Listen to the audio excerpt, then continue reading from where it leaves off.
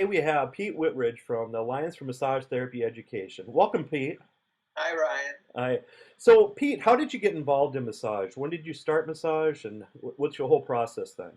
Sure. Ryan, I started massage in 1988. I had gotten some massages as a whitewater raft guide, and I knew that I wanted to become a massage therapist way back in the 80s. I went to the Florida School of Massage in 1988 and graduated from the program there and started having a practice at a beauty salon. Uh, from there, I took all kinds of different continuing education classes and really was involved with the massage school here because I taught first aid and CPR and business classes. So for me, I've been a massage therapist almost half of my life now and starting to celebrate my 25th year. Wow, 25 years. That's great. And with what styles do you prefer to Yeah, perform then?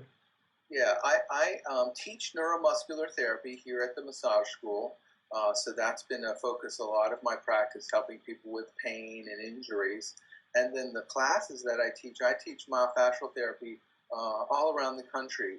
And we break up the body and do different sections of the body. But, for me, uh, the focus of the fascia, working with ligaments and tendons and helping people really organize themselves around how dynamic and how hydraulic the body is really exciting for me. So, I attended a couple of the fascia congresses and really learned a lot from that and try to bring all of those pieces into my massage practice. And the other thing that I work a lot with are people who have scars and burns. And the fascia work really is so helpful for them, hydrating the tissue and remobilizing the tissue. So that's my big focus. Yeah, I've seen some pictures with scar tissue before and after and stuff, and it's just amazing what myofascial will do to it. Yeah. Yeah, and I got inspired. One of our students here had been dragged by a bus and had some very severe burns and pretty much just collagen tissue and scar tissue on her leg. And when we started to work together a little bit, just how the blood supply started to come back into the tissue and the softening of the scar tissue really inspired me to really pay attention to people who have been injured like that. And then, so what's your main focus for continuing education class? Is it myofascial or neuromuscular? Yeah, my main focus is myofascial therapy. And then, of course, I teach business classes a lot for the AMTA or FSMTA at conference. And then I also was a board member on the board of massage, so I have a tendency to teach some of the required classes like ethics or prevention of medical errors or even Florida law review. So I teach a lot of things. Somebody could actually come to a class with me over a weekend or 3 or 4 day period and get all their CEs. But my main thing is to do body work. Lots of people don't get enough massage already as massage therapists, and so when they come to class, we do a lot of practice and hands-on. Do you see yourself? Is it mostly massage therapists that you're teaching, or is it a mix of physical therapists and stuff too? Or Yeah, in the locations that I teach a lot at massage schools, but I also teach for nurses and physical therapists. Uh, Pretty much anybody who has a big interest in manual therapies, whether they're an occupational therapist or a dental hygienist, um, they are always welcome in class. okay, so even with the myofascial, is that kind of a more broad that nurses and other professions can use then, and not considered actual massage then, or? Yeah, well, many scopes of practice. When somebody's a nurse and they're actually doing work with somebody for rehabilitation, manual therapy is part of the nursing scope. The physical therapists, that's a thing that a lot of physical therapists are really looking to incorporate again is getting away from the machines and really doing some of the hands-on work. So I love it when people who are physical therapists or physical therapy assistants come in and take the class. You know, everybody who can do soft tissue work, that's really an important part of rehab, pain management. And for myself too, back in the day before I even got into massage, I had some back injuries. I was working in a nursing home, and a physical therapist kept giving me instructions of how to stretch and everything else. And a lot of times I threw those away, but when they actually did the manual medicine, I started to get better then. So it's Yeah, yeah. Well, and how I got into massage really was I was a whitewater raft guide, and we would do 7 and 8 day stints of doing rafting. And then on my day off, that was the first thing I went and did in the morning was to go get a massage, and then have some lunch and just kind of relax. So really helped me with shoulder pain and back pain and all of the different things that go on with lifting and toting people down the river. and with whitewater rafting, is that really brutal on the body too? Yeah, we were rowing people down the river, and we had boatloads of 6 to 8. So, you know, 5 days a week, 6 days a week, uh, sometimes 2 and 3 trips a day. It was a lot. It was a lot,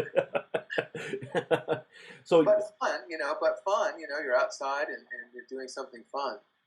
and then you also massage in different states too. You kind of have practices in different states. I mean, so many massage therapists I've heard in the past want to do those kind of things, but they're kind of scared to just take their table and go in another state. How do you go about that then? Yeah, well, I teach in a lot of different states. I have a cabin in Missouri, so I'm well aware of the Missouri laws and rules, and so I um, had practice according to that. And I have a license in Florida, and so I practice a lot around Florida. I think it's really important for anybody to feel like they have the portability that they like. And most of the states, if you've gone to a school that's a 500 to 600 hour program, and you have a license in another state, you pretty well qualify for licensure. It's pretty unusual, New York or Ohio, or a couple of states like that you have a bigger requirement. But if I needed that, I could take some extra CE hours or document what I already have. And how did the Alliance for Massage Therapy Education come up then?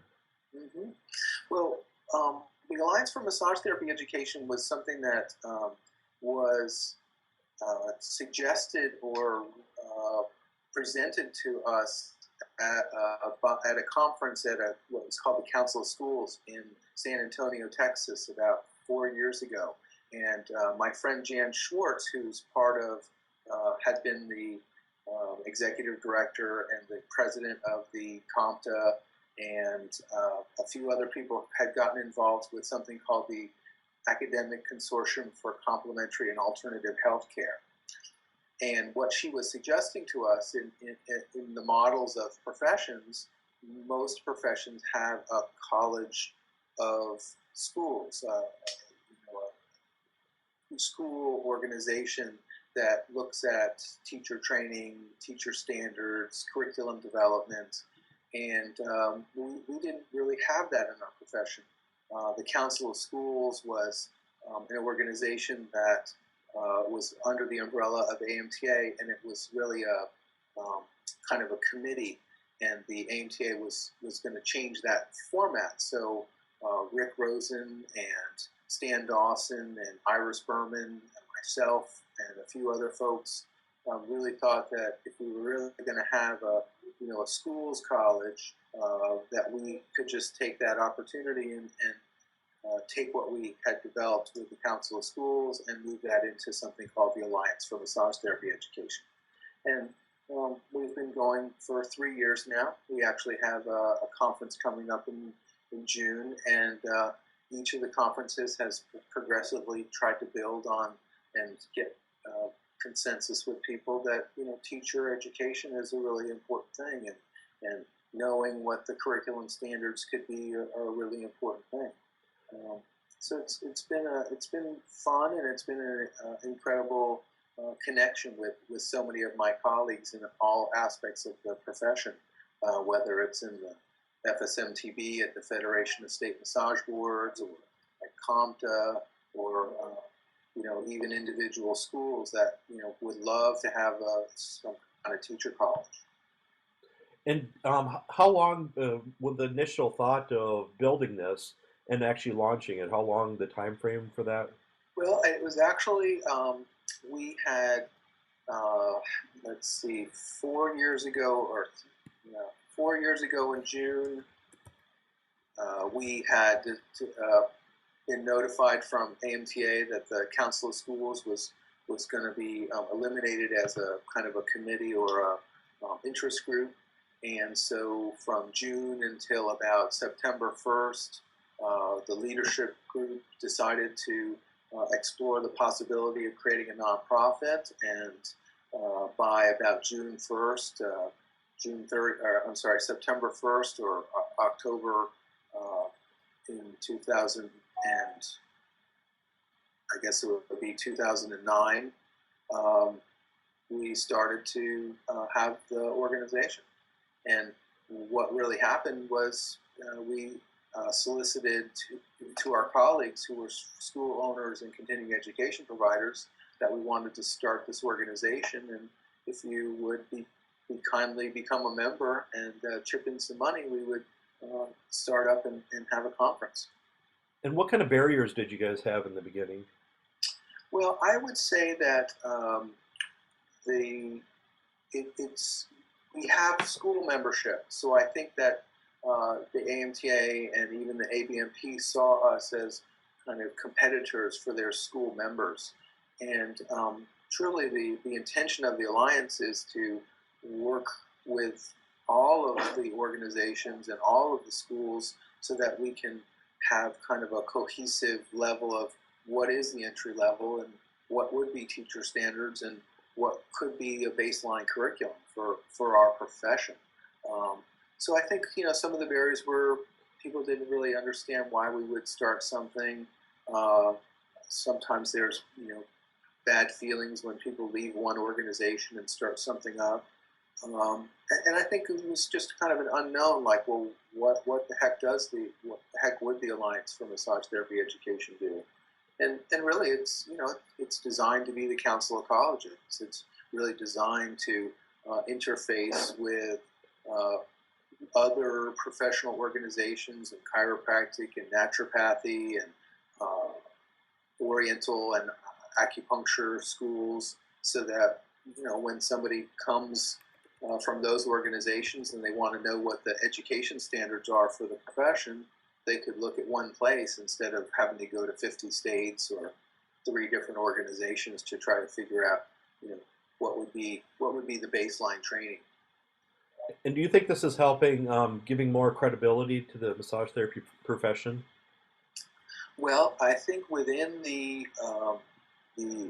academic world and within the integrative medicine world, the massage therapy field is seen as kind of a more of a vocation.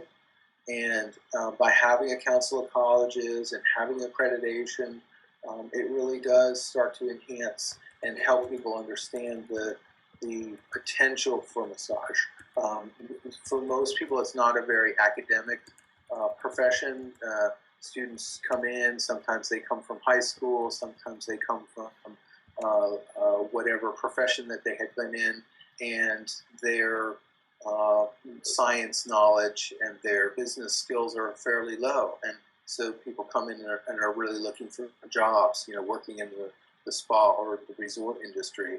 And healthcare and preventative health and wellness are such a big focus of the healthcare bill for coming into enactment in 2014, that the disciplines like naturopathy, like midwifery, like yoga therapy are looked towards for a wellness, for what is optimal health. And of course, I was at a meeting in Seattle at Bastyr, and many of the people who are chiropractic board members or naturopathy board members or acupuncture board members, would come up to us and say, what we really want is for people to get soft tissue work and pain management through massage therapy, as well as doing the needle work or working with the herbs, and so that they would see massage as really a first line of care.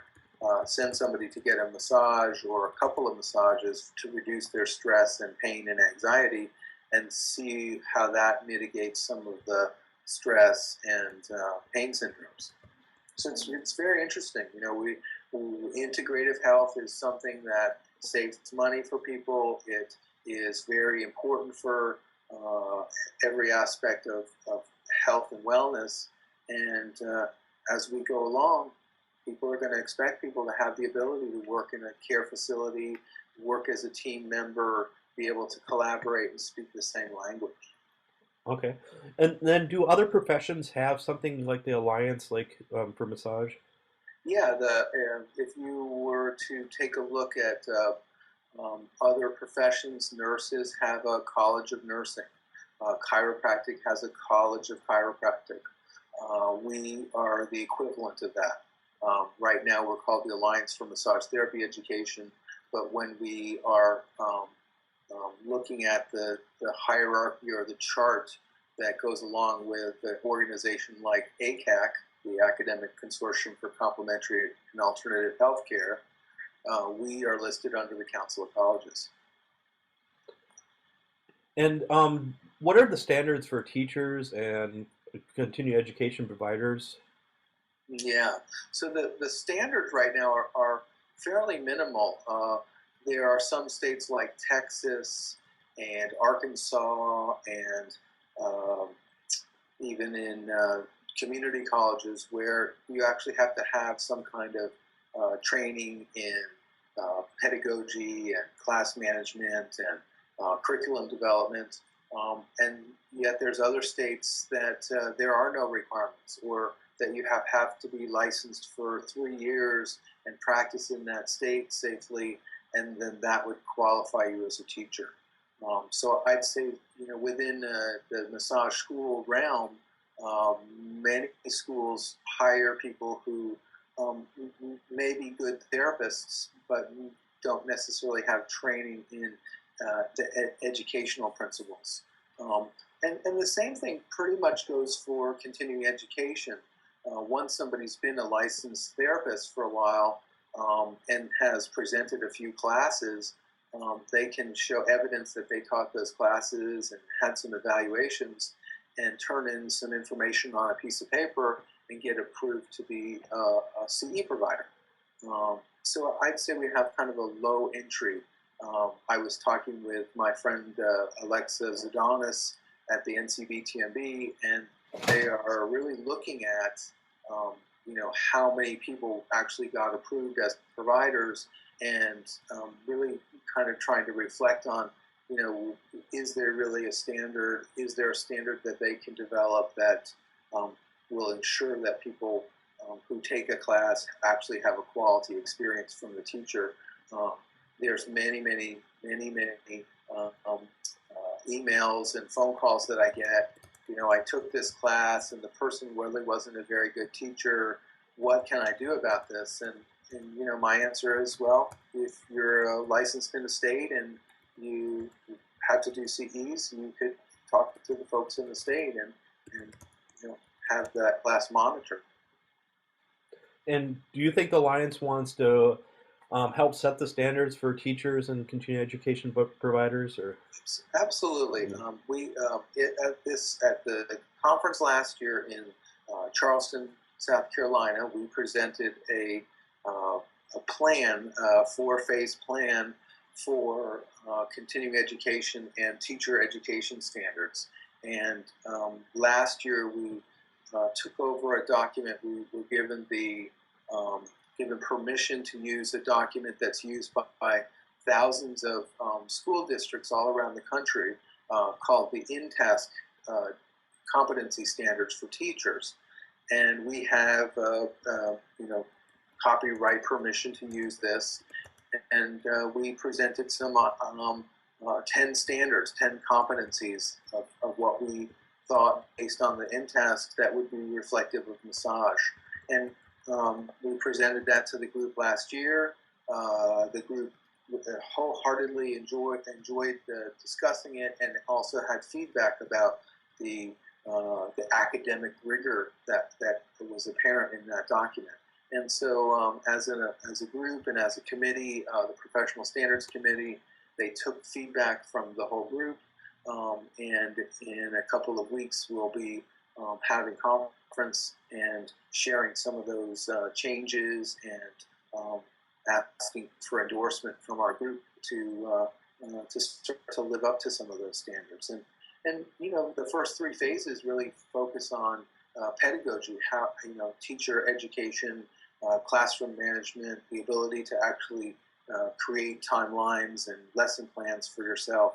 A couple of other things, three standards really focus on content knowledge and content delivery, and those are things that most people who are massage therapists and who are teaching massage can do. It's more of, if you are actually able, not given a curriculum to teach to, but to develop your own curriculum, could you do that? And then, of course, the whole next biggest thing is feedback. Do you have mentoring? Do you have professional development? Are there people who actually monitor your progress? So the other thing about the teacher education standards is the NCBTMB is very interested in working with the Alliance to be sure that we're having standards for teachers who are continuing education. So I would think that over the next year, that might be another project that we will work with. And I remember, And then of course, ultimately, if the group really endorses what we're doing at conference, what we'll start to do is start to offer and develop teacher training at other venues. So whether it was the Florida State Massage Therapy Association conference, or an AMTA chapter meeting, or the Ohio Schools group, we would develop some modules to help people become better teachers. Because there's people out there who are teachers who've learned through hard knocks, and it would be helpful for them to also have some support and new learning as professional development just for themselves. and for myself too, over 11 years ago when I first started teaching, on Friday I got a book and a syllabus, and Monday I had to teach, and I was scared to death that whole first quarter and stuff. Right, and I love talking to you about that, Ryan, because that's really what happens sometimes.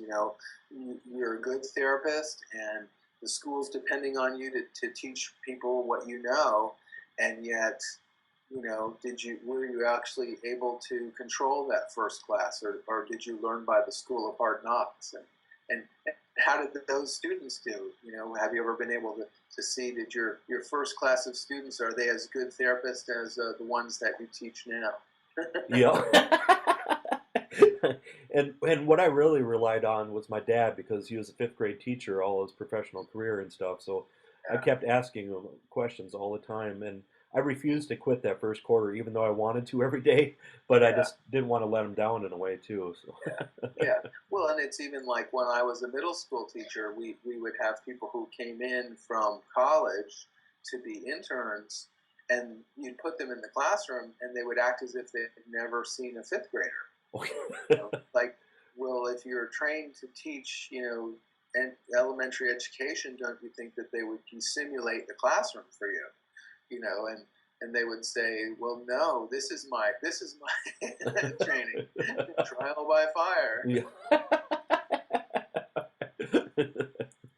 Uh, And then all the people on the board are volunteers then, right? yes, we're a nonprofit, 501c6, and everyone who's on the board, we have 8 board members in total. We'll actually be electing a 9th board member at this conference. Everyone is a volunteer. We have Sharice Sonnen Mo is one of our board members. Iris Berman is one of our board members. Sue Bibick from Kalamazoo, Michigan. Stan Dawson. Ralph Stevens is one of our board members. Mark Beck, who is the author of Milady's Human Massage. Um, let's see, Stephanie Beck, who is someone that you may know Yep. from Bon Vital, and Biotone and the American Massage Conferences. And let's see, who else am I leaving out? I think that's it. Okay. I think that's it. Except me. Okay. But if you left somebody out, you're going to be in trouble later. So. Yeah, I'll pay for that later. Yeah. And do you see massage education like No Child Left Behind, for like grade schools and stuff, or? Well, it's interesting because, there's statutory requirements, and a lot of states have a 500-hour requirement or a 600-hour requirement. One of the things that I'm very interested in, and I know our alliance is very interested in, is being sure that people can move from state to state, portability. So, there's more problems within our profession because individual states have different rules and requirements. And so, one of the things that we're trying to help collaborate with is with the Federation of State Massage Therapy Boards, where they actually have a Model Practice Act, where individual states could decide on similar rules and similar requirements, and potentially even similar competencies and education requirements. One of the things you notice that I'm not saying is number of hours, but really, levels of education and training. So, if I were to look at the world of massage, there are schools that are very old line schools that have been teaching massage for 25, 35, 40 years, and they have developed a style and a curriculum that works in their model, whether it's 6 months or 8 months or 20 months. And then there's schools that were created because people saw that they could probably make some money from having students come into a classroom. Good examples of that are community colleges and for-profit schools that have medical technology classes, respiratory therapy classes, and somewhere along the line they saw that massage therapy was a Bureau of Labor Statistics industry that was going to have a lot more people entering into it and the need for massage therapy. So they decided to create a program.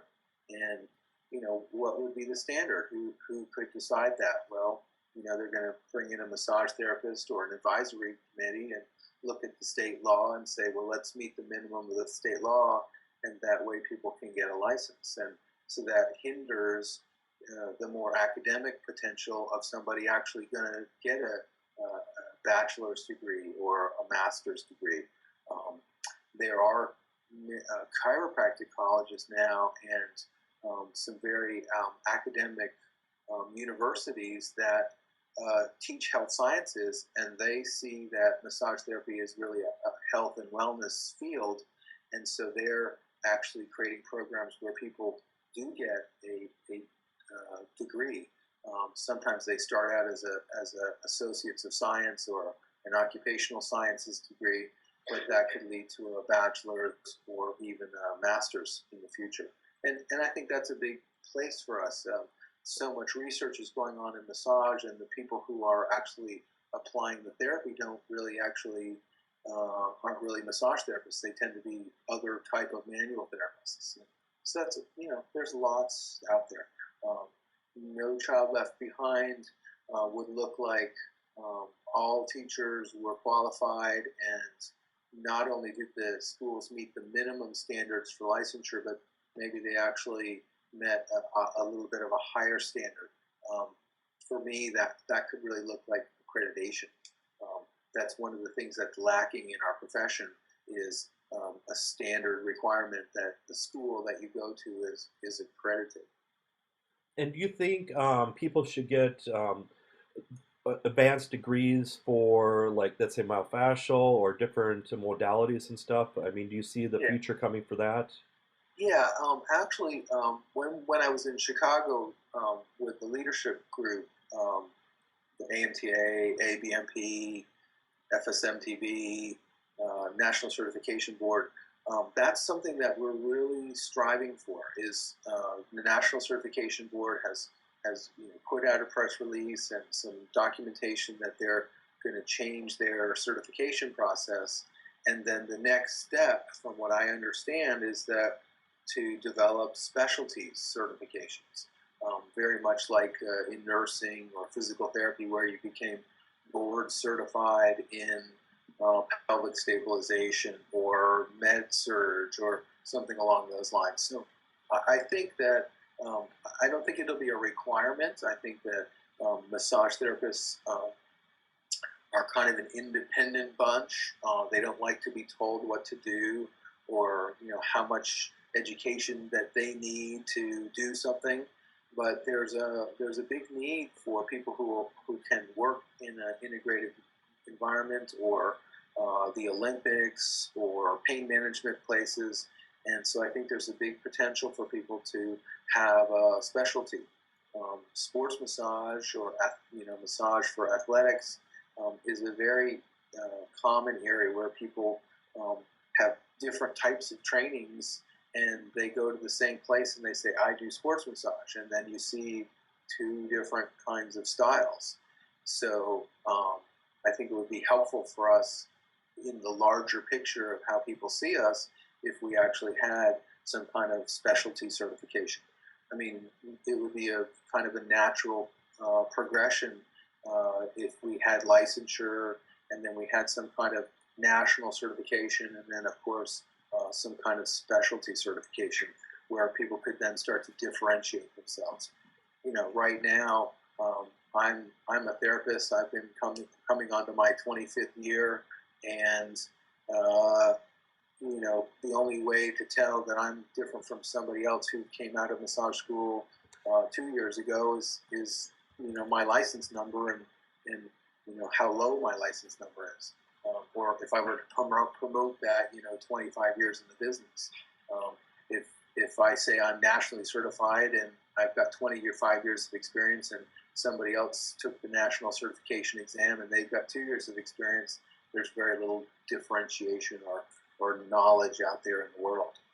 But if I could say, well, I have a master's degree in soft tissue manipulation, and that meant something, that might give me the potential to have a different type of clientele or a different kind of referral system.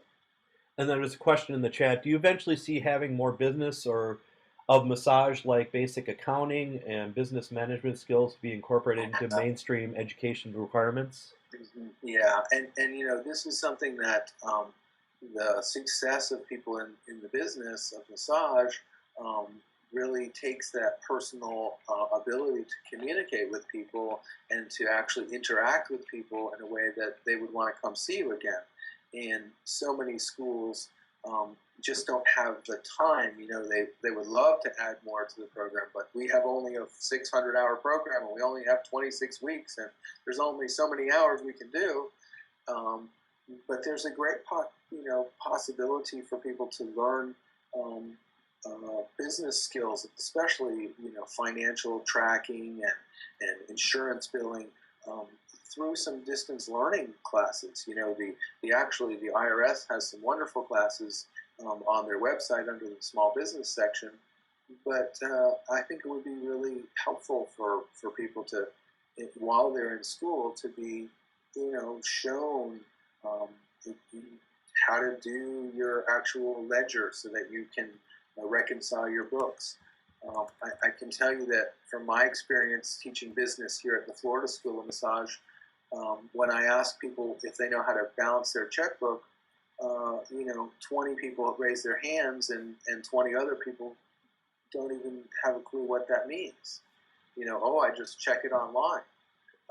So there's definitely a disconnect between being a business person and being able to do the financial work and being an employee.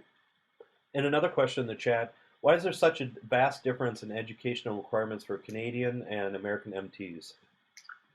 Yeah, I think that's a really great question.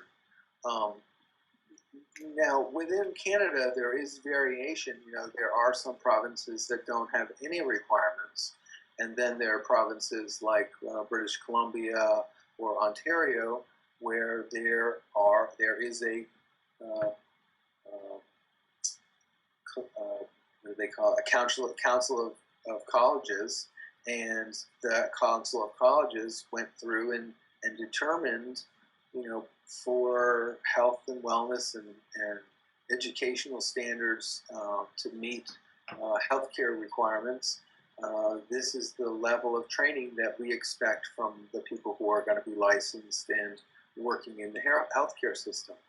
Um, so, you know, some of that is an artifact of massage therapy in Canada is actually part of the healthcare system. That people who are massage therapists there can actually be paid through the healthcare system, um, and then of course, uh, you know, one of the things that is really clear to me is that many of those schools are accredited as well, and so people end up getting some type of occupational associate's degree or even a BA if they stay in that particular college and get a degree, so that they have their math, and sciences, and language, and then they also have a massage degree.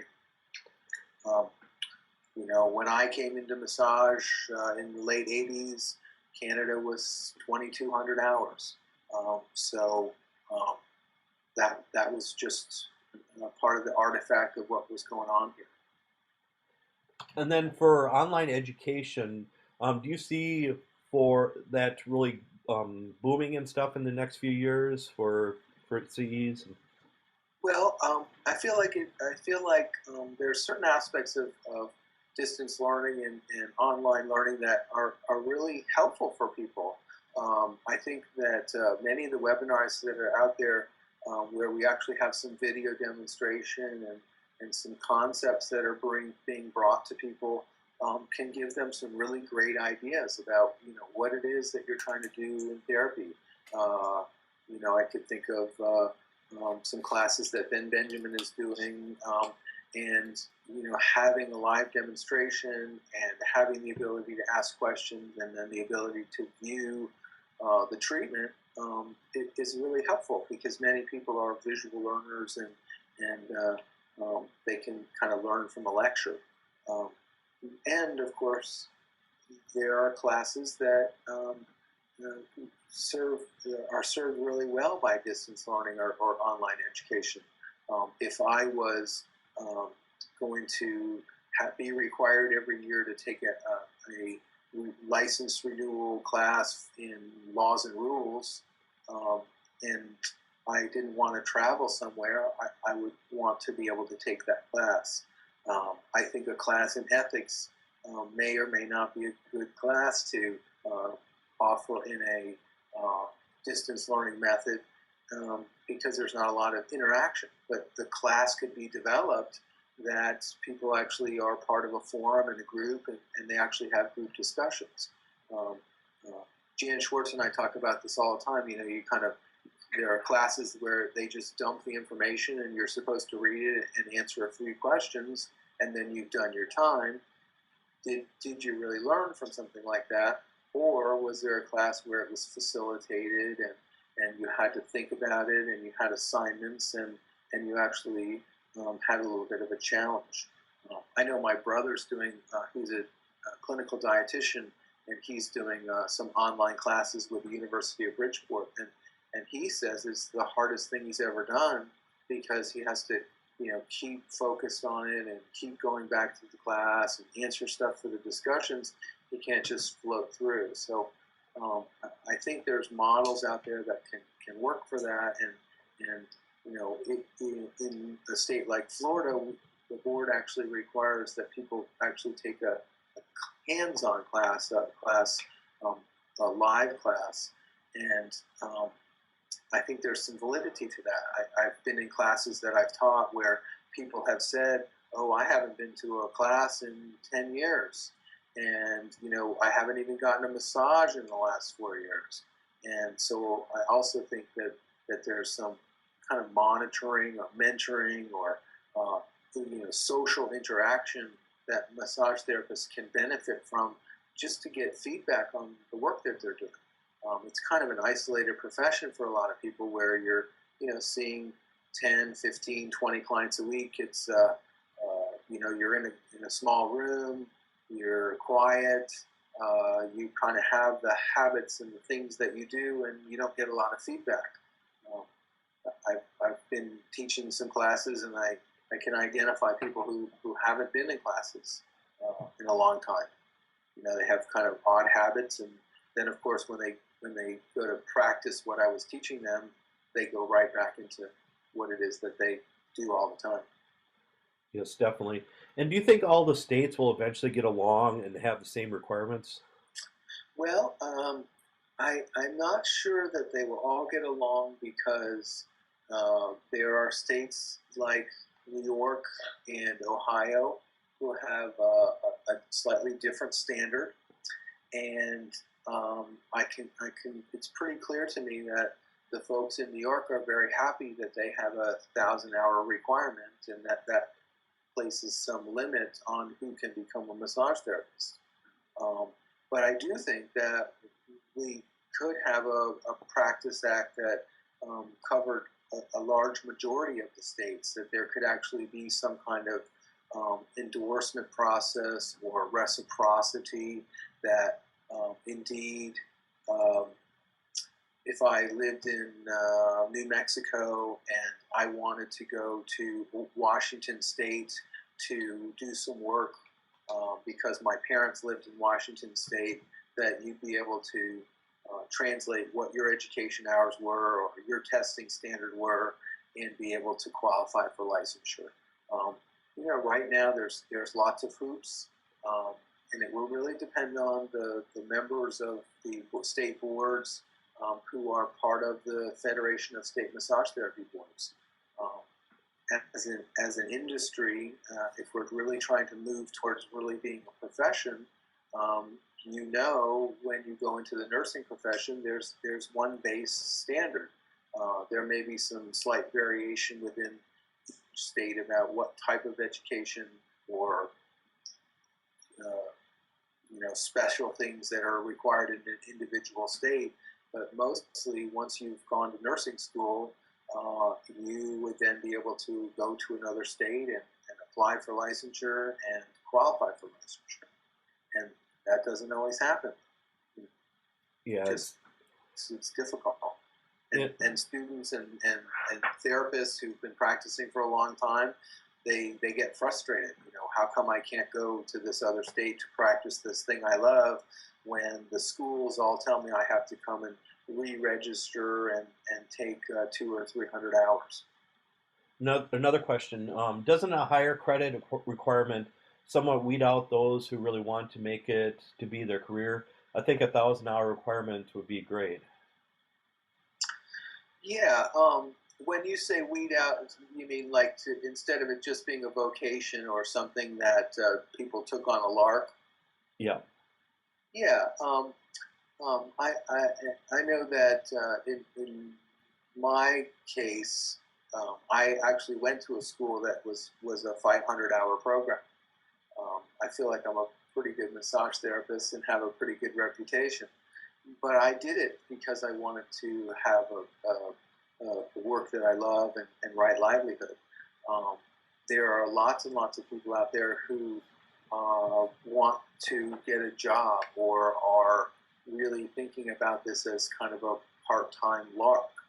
And I think you're right. If we actually had a standard where the program was longer, I think that that's a hurdle just in itself.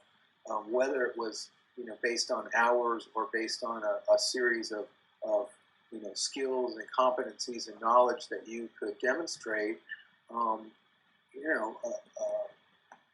500-hour program in 6 months is a very short time for somebody to actually become a therapist. I mean, when you become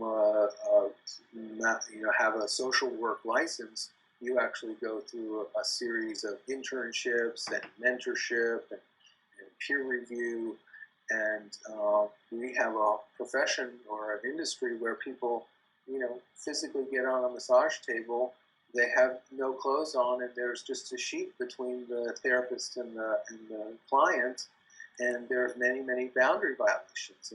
And some of this I would attribute to short-term program where the person has been developing skills and knowledge, and but not necessarily having the practice or the clinical background to determine and discriminate.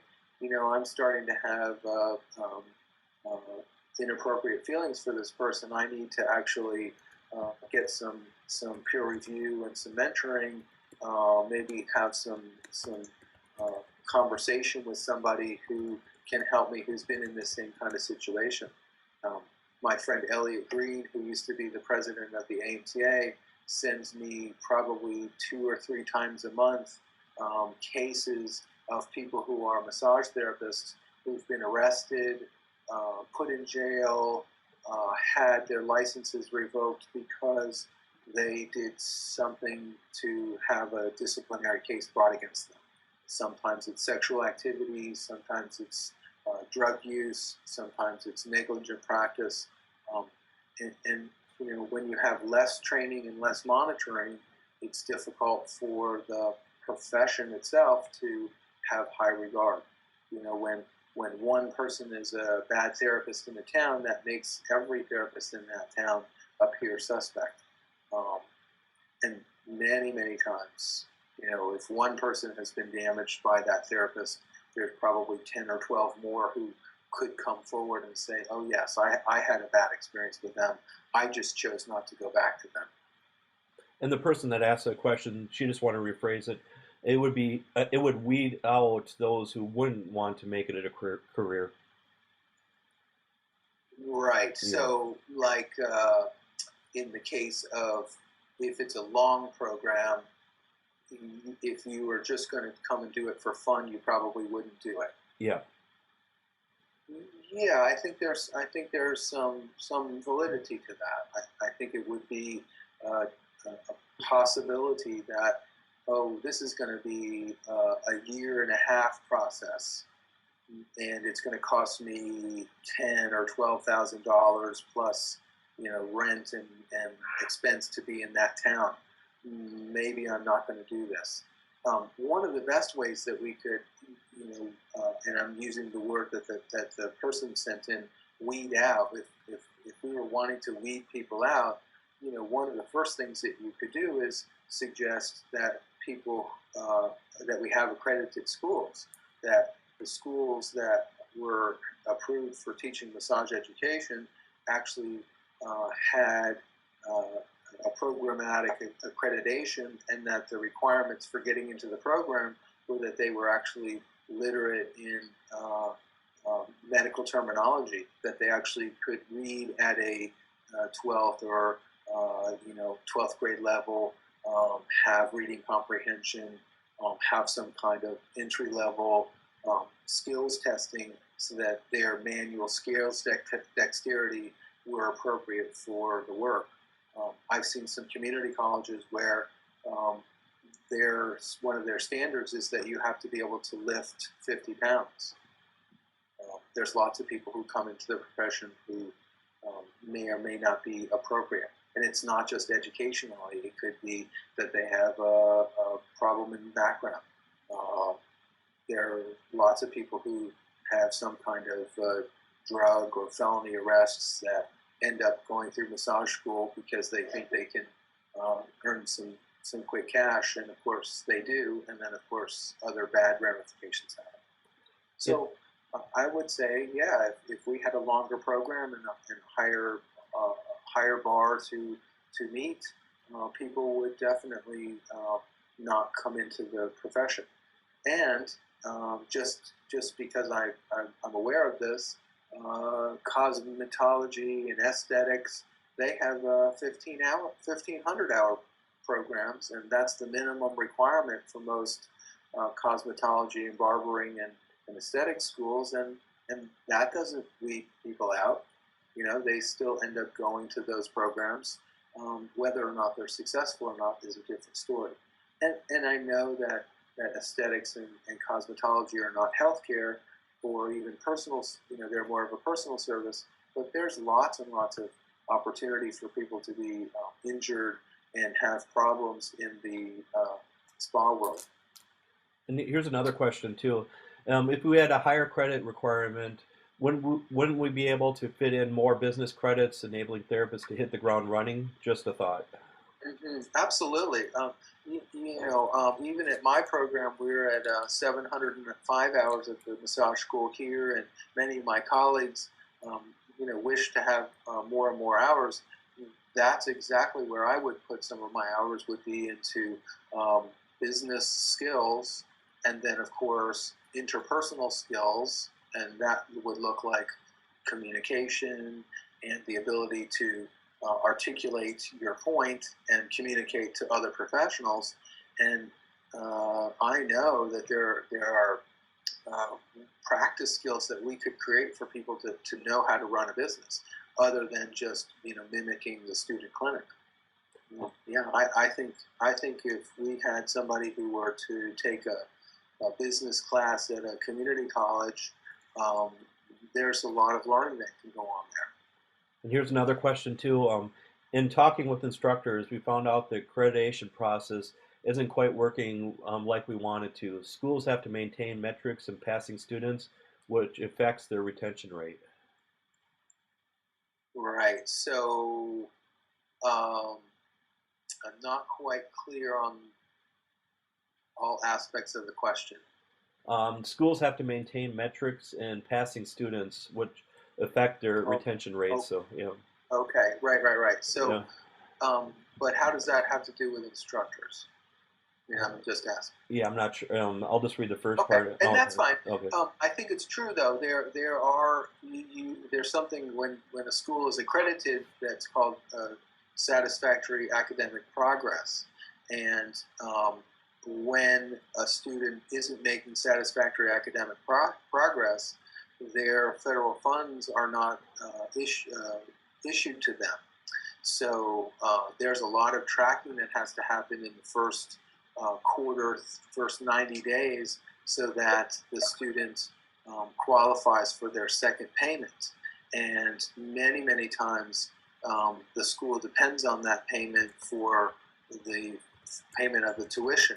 And so rather than missing that tuition money and withdrawing that student or having the student do a withdrawal, they pass the student through to the next section and create some kind of makeup process or some other alternative program. And I remember last year, the government kind of got involved too. They want for placement is a big thing too. Yeah, yeah, and there's a lot of rules through the Department of Education on a federal level um, that are trying to rein in um, a whole variety of issues, and um, it's very complex. So I don't really want to get too much into it, but placement is one of the standards that when you graduate somebody and then they have a student loan um, as part of your accreditation and your ability to receive federal funds, there has to be a minimum placement rate so that the school will continue to qualify for Title IV funding. And so what placement really looks like is that the person actually has a job. And for some schools, there we encourage students to become have a private practice, to actually be somebody who has a solo business or rent a space somewhere. And those people are hard to track, and so that's one of the issues within the industry and within the profession is, are we really responsible for this person once they graduated? And the federal government would say, yes, you are responsible for that person because we've authorized you and the program to be able to receive federal funds. And here's another question. Some of the instructors are confiding to us that the students are being passed through that should not be MTs. just so the schools can maintain their accreditation. And then another person asked, but wouldn't those students be weeded out if they have to pass a state board examination like the national exam? Right. And this actually comes to a kind of an ethical issue at the school administration level.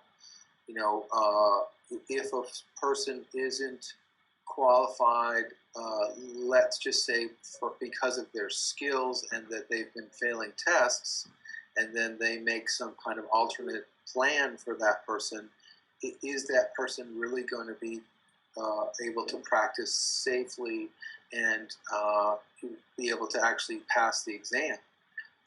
And of course, just passing the exam doesn't necessarily assure that somebody is a safe practitioner.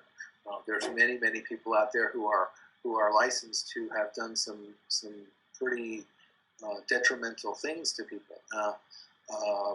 So I think it's true, and at the state board level and at the information level, if somebody has knowledge of that as a teacher or an administrator, and that they know that the school is acting in bad faith, that would be the kind of school that should have their licensure or approval from a state board rescinded.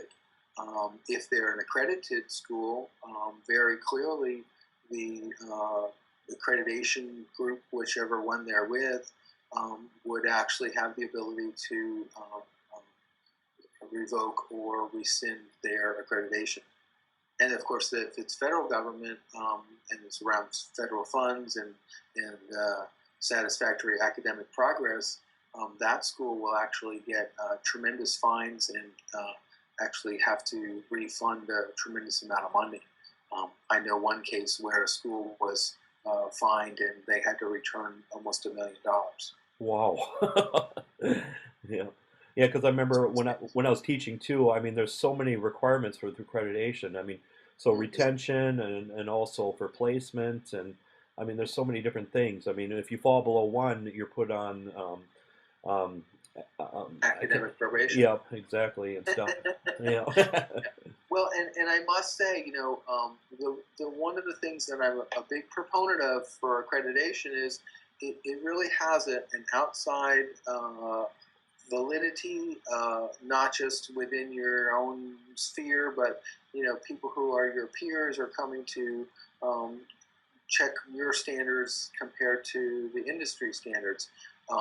I must say that here at the Florida School of Massage, there are people who come here specifically to have a life experience and don't ever choose to perform massage on a professional level, but because of the 6-month nature of the program and the daily giving and receiving a massage, that was something that they wanted to do for themselves.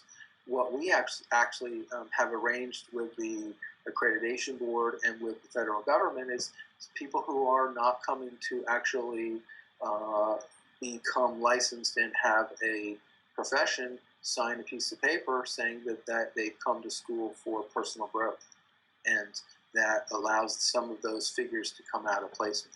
So there are creative ways to work with that, and I would say that accreditation really isn't all about meeting a particular standard in terms of placement or retention or things like that. It's that self-study that when you actually sit down with your other teachers and you look at the curriculum standard requirements and you say to yourself, are we teaching this, and where are we teaching this? And if you teach this and I teach this and then we teach it a couple of different times, are we teaching it in the same way? And so you get that kind of administration look at your program. You get a look at how each of the teachers are working. And again, this is actually something that is fascinating within the massage field, because some schools have only 1 or 2 teachers, and some schools have 20 and 30 teachers. And you know, if we're going to be a profession, it seems to me that there should be a certain kind of ratio of the number of faculty and qualified faculty, so that there's at least substitute teachers and people who could actually fill in if somebody was injured or had a death in the family. and there's not a lot of um, criteria that allows a school to uh, just start up and have one or two teachers. Um, you could do that if your community college in your town decided that in their physical therapy program or their fitness program they wanted to decide to have a massage program and recruited one or two massage therapists from the town, they could start a program. And do you see the Lions getting involved in accreditation at all? Well, we support accreditation. Program accreditation is one of the keystones of a profession.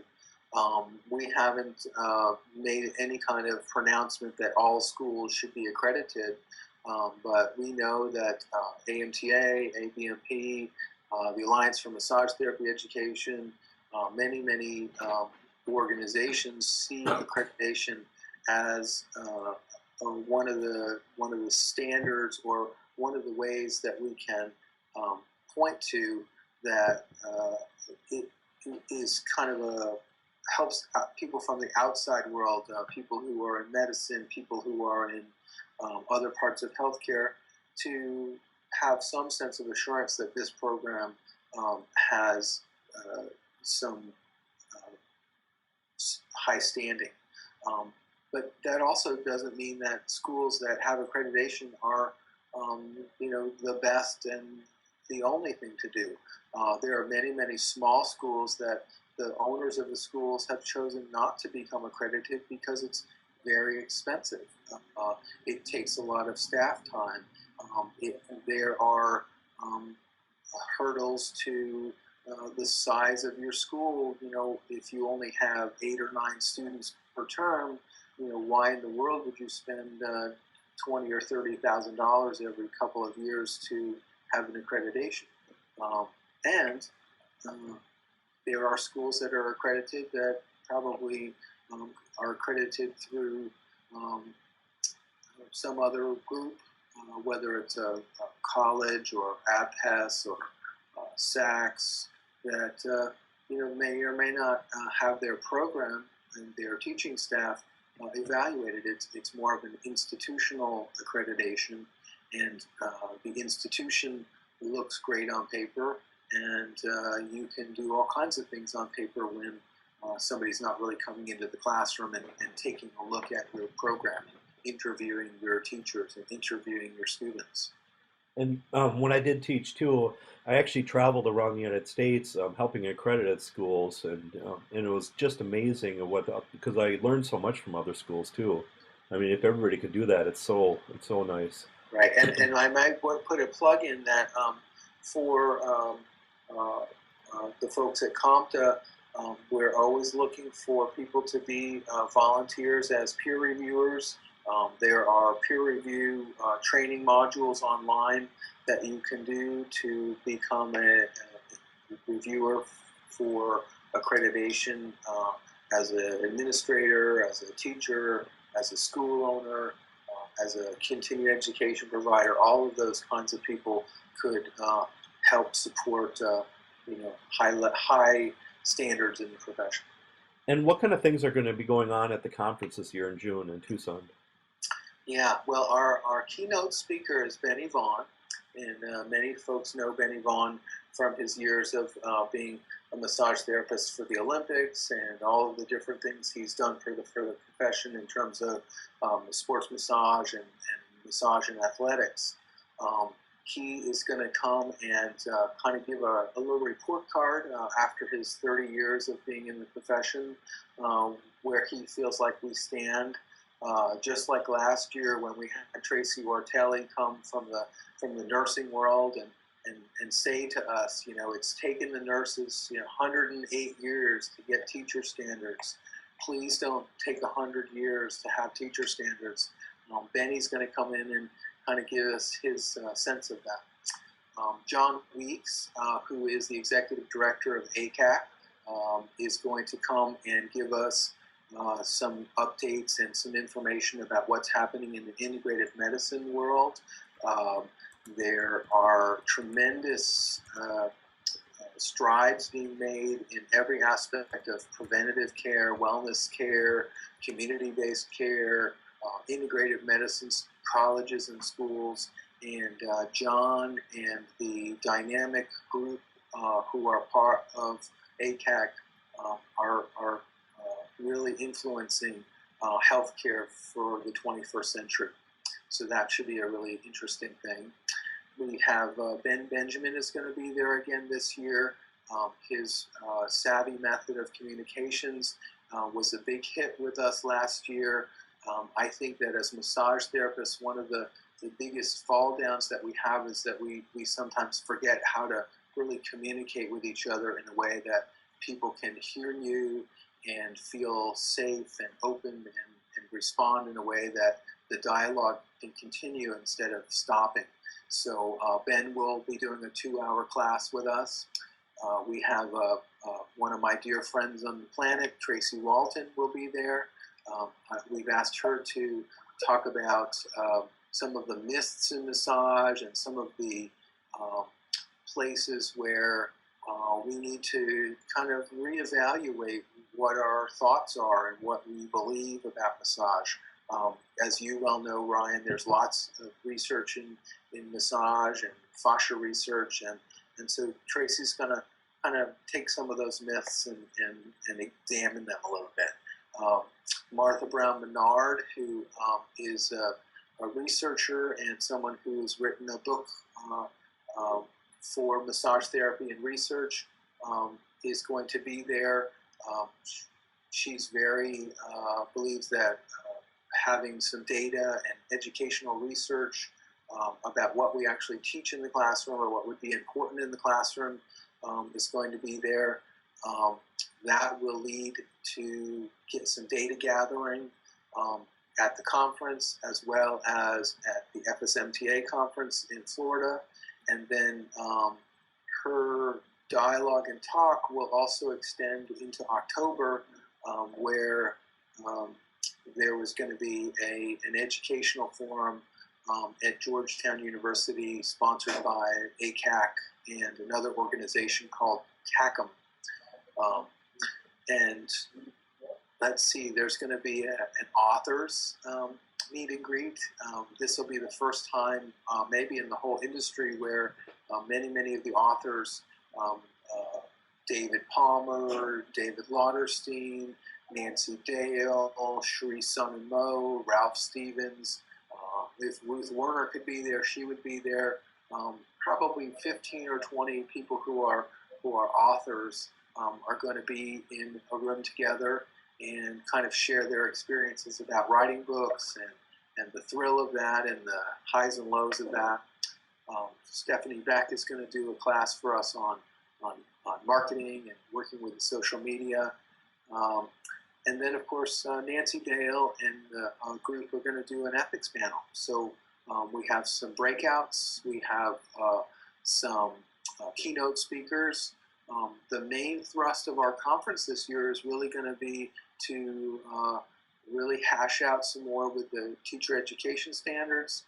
Be sure that everybody is really on board and has an idea of where they are in that, to then begin to identify many of the resources where we can actually have teacher trainings. There are some wonderful trainings created by the ABMP. Ann Williams and Bob Benson are very clear that education and educational standards are an important aspect of their association. There are community colleges that have trainings. There are any number of distance learning and learning modules that are out there. Carrie Smith from North Carolina has a wonderful program, Center for Somatic Education. So there's a, for me, I think the next projects that will come out of the conference, Ryan, will be kind of this next stage of training the trainers, having teacher trainings all around available, acknowledging groups that have been doing this kind of thing, and then eventually having a specialty certification as a massage therapy teacher. I know at the NCBTMB they're very interested in having specialty certifications. One of the ones that could be a possibility um, pretty quickly could be a subspecialty or specialty certification in massage education.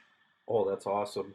And then last year was the first time I attended the event, and I can't tell you how many times people came up to me and said there was one of the best events ever, and because I did a lot of interviews there, and people are just impressed that, um, I mean, it just went above and beyond. It seems. Yeah. Well, and what I must say is that the group of people who assembles itself, um, all are people who believe in high education standards and really believe in the power of touch, and that when we get to network together, really good things happen. Really good things happen. And what's the membership benefits then? So we have membership levels that are for teachers. We have level for continuing education. We have level for schools, and then also allied members. Um, when you are a school CE provider or allied member, we have a CE calendar directory where you can post an unlimited number of your classes throughout the year. We also have a job board, a career board where people can post their resumes and job search. We also have a continuing education online service that is for people who are administrators or teachers in schools, so that they actually can meet the state standards. Many states, if they have teacher education standards, require those teachers to take 2 or 4 or 6 hours of continuing education. Um, and then, of course, you have a listing on the website. We also have a newsletter that goes out, discount at the conferences. And, as we go, one of the pieces that is very valuable for most people is that they can be part of a committee and be part of the ground floor of actually implementing some of the projects. I know after the last conference and we were working on the body of knowledge, there were people who really felt strongly about working with the body of knowledge. Other people wanted to get involved with the teacher education standards. When you start to have those kinds of relationships, we generally work by phone conference, and we also use a lot with Google Docs. And so people who are teachers who've never used kind of those technologies start to realize, like, there's a lot of things out there for me to interact with other people. And sometimes I just need to kind of pop my head out of my little cubicle at my office and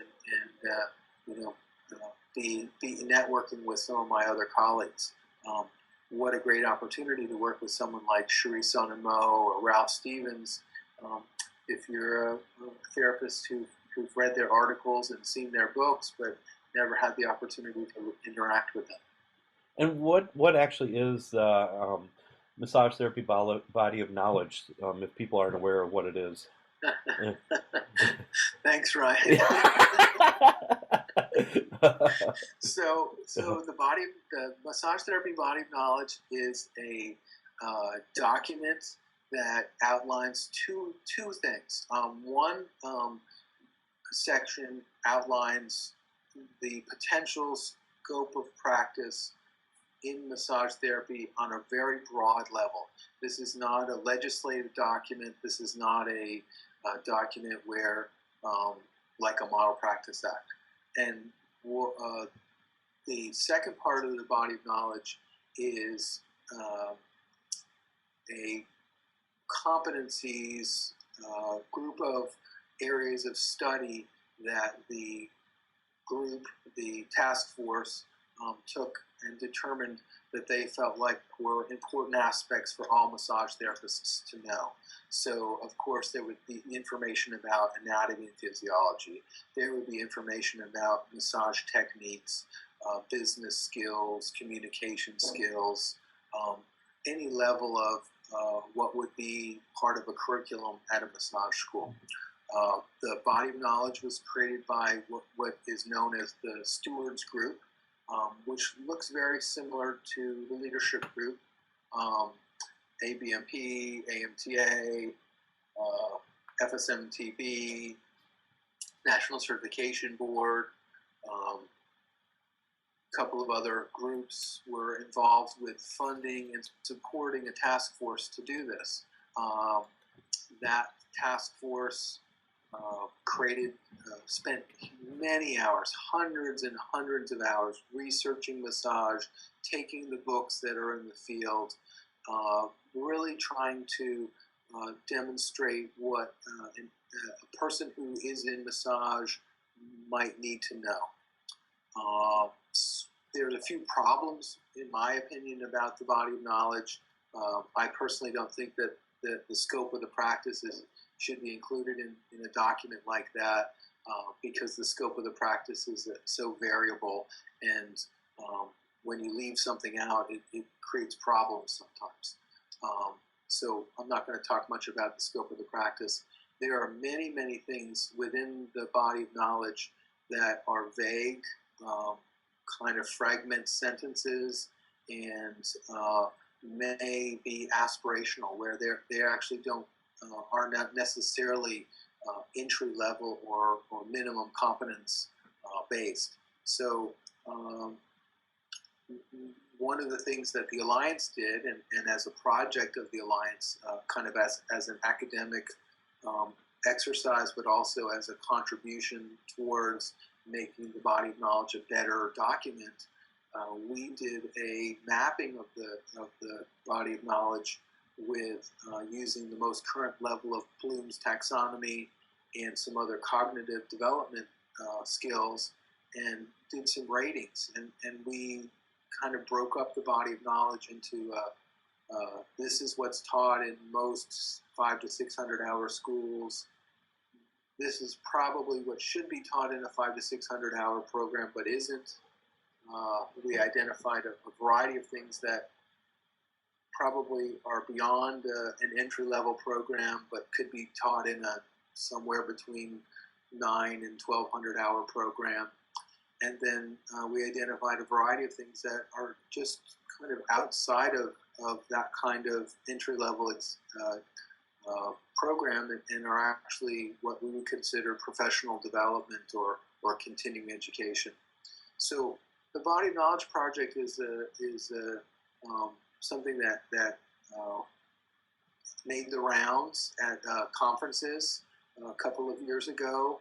Was launched at the Massage Therapy Foundation Research Conference in Seattle, and from there was really posted up on the website, and not a lot has been done with it.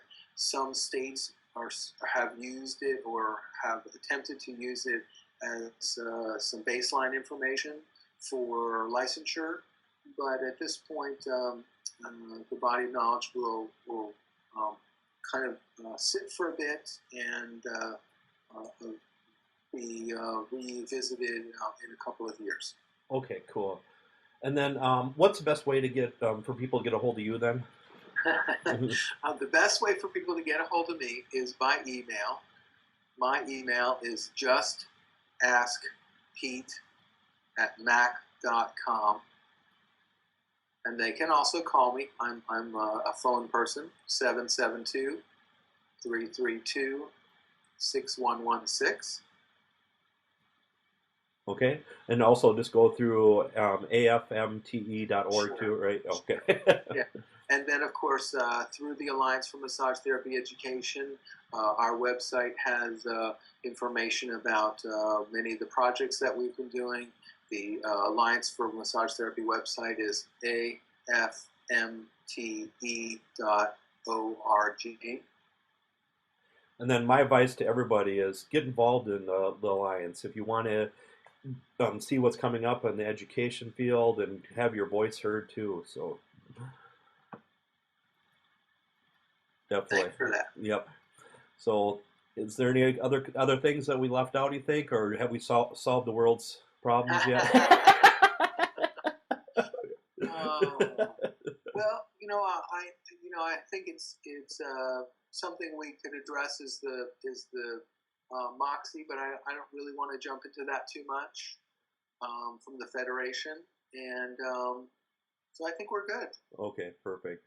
It's always a pleasure talking to you, Pete, and I'm so glad everybody else got to view this too and stuff. So, Yeah, yeah. And Ryan, I just really want to acknowledge you for your work in the profession. I think that your new website has really been upgraded in a great way. I think you really offer great services to people, and you have a great personality and a great laugh. And so I'm really looking forward that you'll be at the conference again, that you'll be taping interviews, and I absolutely love to watch people respond to you. You're just a great being in the profession. well, Thank you. thank you very much, Pete, and thanks for everybody for tuning in. And I'll have the replay up soon. Then, thanks.